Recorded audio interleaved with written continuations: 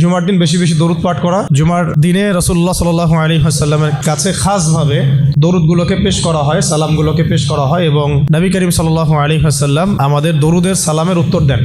সালামের উত্তর আমরা তো জানি অর্থটা, আসসালামু আলাইকুম অর্থ কি? আপনার উপর শান্তি বর্ষিত হোক। তো যদি কেউ বলে ওয়া আলাইকুম আসসালাম অর্থ কি? আপনার উপরেও শান্তি বর্ষিত হোক। তো যদি নবী করিম সাল্লাল্লাহু আলাইহি ওয়াসাল্লাম কাউকে সরাসরি সালামের উত্তর দিতেন তাহলে রাসূলের দোয়া পাওয়া যেত না। দুইটা জিনিস যদি আপনি চান, একটা হচ্ছে আপনার গোনাহ ঝরে যাক বা আমার গোনাহ ঝরে যাক এবং দুশ্চিন্তা দূর হয়ে যাক। এই দুনিয়াতে মানুষের যত পেরেশানি, মানে যত কষ্ট, দুঃখ, দুর্দশা, এর অন্যতম প্রধান কারণ হচ্ছে টেনশন। কারণ কি? টেনশন।